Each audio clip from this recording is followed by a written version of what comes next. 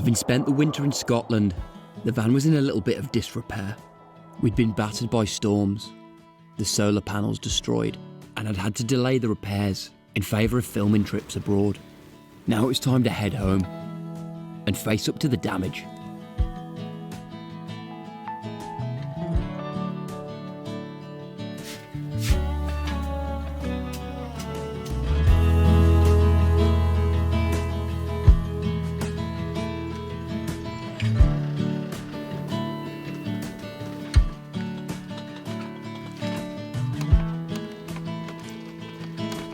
Like I mentioned, just the weather in Scotland decimated us really. We lost the solar panels on the roof of the van, but they've not really been a necessity because we haven't stopped, man. We haven't had room to fart. It's not that it's been a problem because we've got the DC to DC chargers still, so we've still got the battery power coming in from the alternator. So we've had that, and it's not been a problem because we've just been driving around so much. We haven't had time to stop. We've been up, down, north, south, east, west.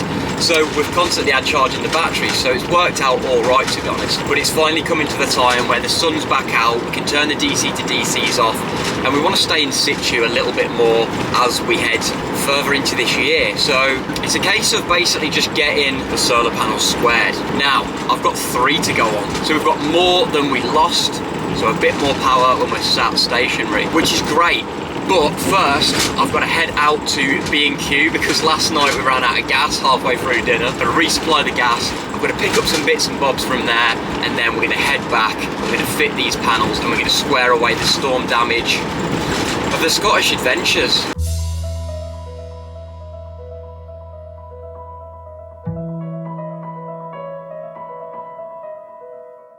After a little visit to the gym, I got on with the project in hand.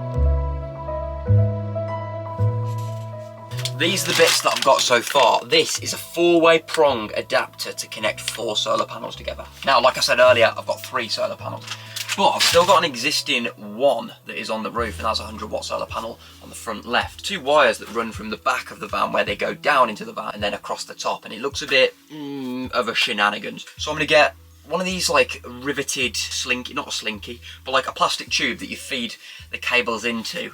And I think that's going to look a little bit better than the way they are at the moment. So I'm going to get one of those, need to get gas, need to get some other bits. Enough babbling, let's go and get it.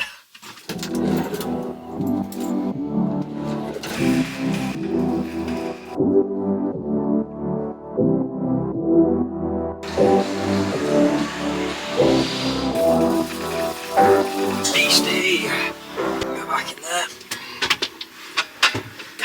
We're halfway there. I've got most of it. I just need to nip round now to Wicks's and get some CT1 and what else? Some like plastic gloves that aren't going to get my fingers caked when I'm using said CT1 to cover up the holes in the rack because some of them have popped out and reappeared.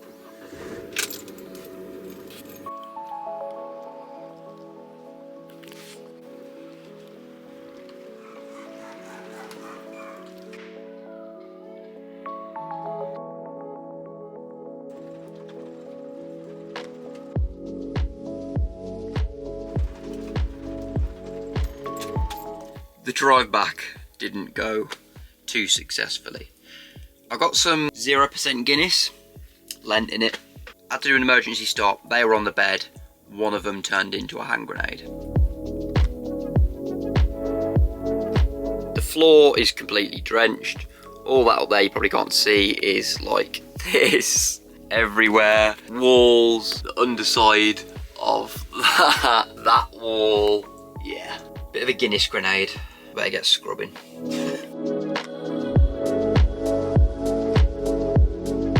That's all clean. I've had a bit of lunch. Feel a little bit better now because that was a bit of a joke, man. It was everywhere. Let's see what we've got to go with these panels, and then we'll go and check the panels out themselves. Piping for the wires, the connection for the panels, bolts to bolt the panels on, tape, CT1, gloves to keep clear of the CT1, and cable ties to tape that to the roof. So these beasties are from EcoWorthy, and they're not just any ordinary solar panel. They're 195 watt, and they're bifacial or bifacial. And basically, I think what that means, I'm no scientist, but any residual light that goes through the solar panel bounces back off the roof and then hits the underside and gives you extra bang for your buck, I suppose it is. Let's unwrap them, see what they're looking like, and then we're going to figure out where they're going to go on the roof. Now that might sound silly because they're actually the same size as my old panels. 2 could fit to the one side, but what we're going to see is if we can move them to the other side, which then gives us some room on the roof for a project that might come down the line with the van. I'll start off with this one because I've already half opened it. My new roll mat there. What I'll say off the bat, these are definitely a lot better quality than my old Craig Solar ones. I don't know where he gets his imports from, but these are pretty hench, man. Yeah, I can see what they mean. These are a little bit more opaque. Is it opaque? Where you can see slightly through, so I can see how it'd bounce it back at it from the underside. And that's your bifacial. We'll have a look at the specs later, but the main thing I'm interested in spec-wise is getting them hooked up, getting the sun in full bloom tomorrow and seeing what they're putting into the batteries. Now the problem I had with the last solar panels was the aluminium that surrounds the frame actually went brittle, cracked, and hence they came off with the wind. Solar panels coming off with the wind, especially on a vehicle that can get up to 70 miles an hour, is not a vibe at all. So I'm impressed with the sturdiness of those over the old ones. If you're in the market for a solar setup, then I'll link Eco-Worthy below. Whether it's the hardwire for a camper van or a cabin, they've got solar panels, lithium batteries, and all the hardware you need to fit. I've put the cabling in that, strapped it all to each one of these bars coming down here, and then sort of tidied it up at the ends with a bit of tape and stuff. It's looking good. I could really feel summer around the corner, but it was time to get the tools out and get working on this project.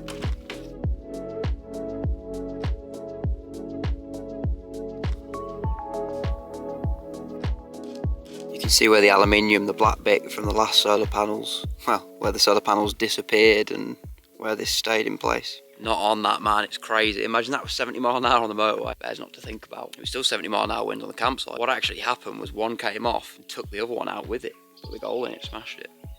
I've set the brackets in place underneath for that one. What I'm doing now is flip it over. I've marked it. I'm gonna put them on top, drill them, attach them, get that front panel attached.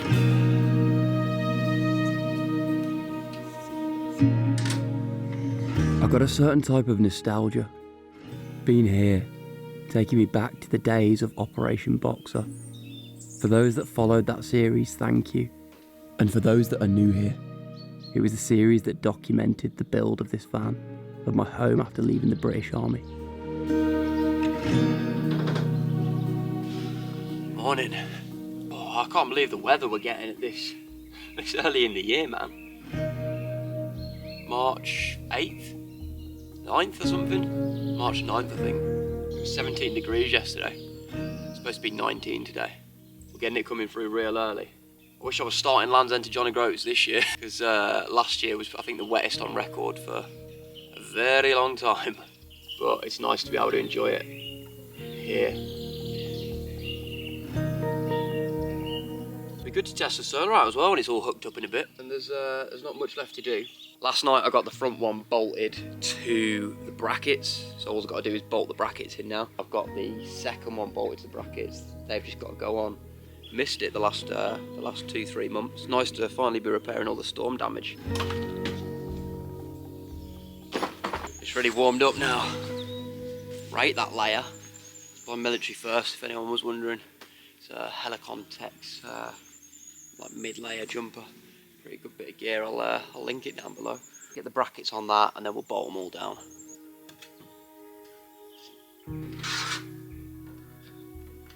Done some taping up and some jiggery pokery, and now I'm just connecting the 3-way cables for these 3 panels. Now I've ordered another one. Which one's that coming from? That's coming from the back.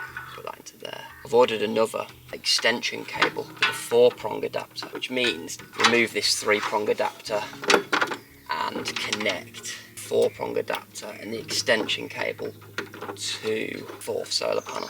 Now all they're connected. The 2 prongs go through 2 fuses here, and then here's one I made earlier.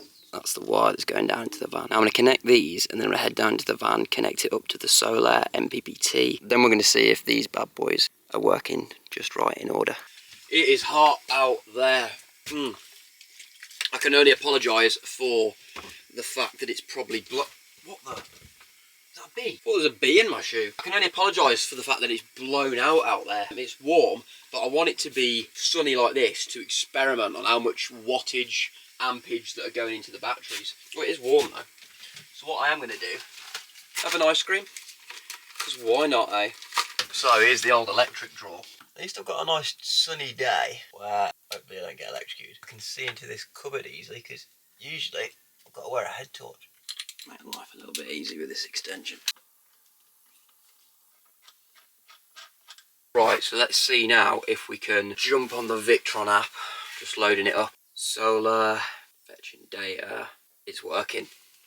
280, 289, 247. Might just be trying to find its feet. Right, it's stabilised at about 295, 290 watts, which is a current of 15 amps. And it's March. Now that sun is looking nice. That's awesome. Oh, I'm buzzing with that. Oh, 300 watts. 600 minus 15, so there's 585 watts connected at the moment, and it's producing 300 by the looks of it. So that's 15, just over 15 amps going in. That's great. But obviously they're still on a tilt at the moment, them propped up on a 45-degree angle, which is purely facing into the sun at the moment. So let's have a quick look. So obviously they're going to get a little bit more input than if they were sat flat against the deck, which they will be shortly. But I'm super impressed with that. That is 100% off-grid, out the way, not having to worry about power again when it's this sort of weather. I'm interested to see what you're getting coming in when it's just an overcast day. But you can see the panels up there now, and it might not pick it up on the camera very well. You can see that they're actually very transparent compared to your conventional solar panel. Now I'm presuming that's the case because of the fact that they're bifacial. It's coming through, potentially bouncing off the van and then heading back towards it. I think that'll sort of work out better when they're flat to the deck. So you've got the white van roof, it's hitting that and bouncing back at them. But I'm very impressed with that. 300 watts, let's see what's on there. It's interesting, man. You could sit all day just watching it, all the free power you're getting. It's a little bit too little too late as well, the fact that we've just had a new gas bottle, because now I can go back to using the toaster again. Because you chuck the toaster on with this now and it's going to just draw mainly the solar and a little bit out the batteries. And then half an hour later, it's topped back up again. It actually feels so good to have solar again, man. I'm so glad that that's the storm damage just sorted, squared away.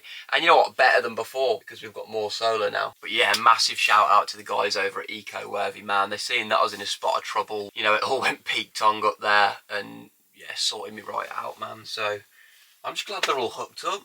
We're in a good place. And it's just that off-grid feeling, man. And the problem is now is I'm going to get nothing done, because every 10 minutes I'm going to be checking the solar going, oh look Bex, there's this much solar coming in now. Into one battery 10 amps and into another 9.5, so, and then 10.2.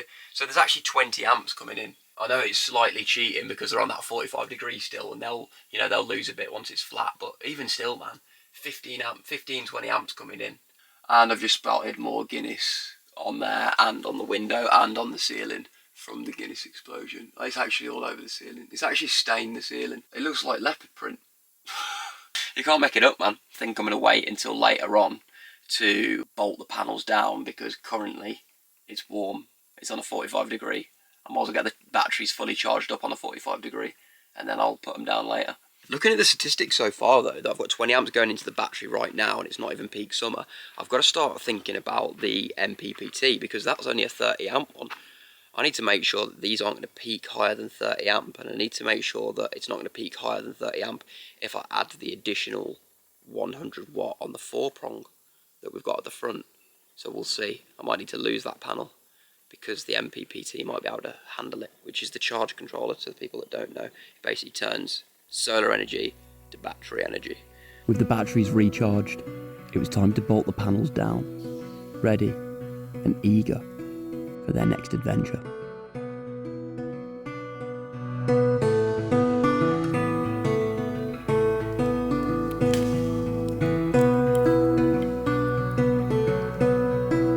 And that's that. All fitted, all squared away. Solar coming in, well, not right now, sun's gone down, but all the solar coming in that we need, and we're fully off-grid again with electric. Don't need to run the engine up and pop to the shops when not even necessary.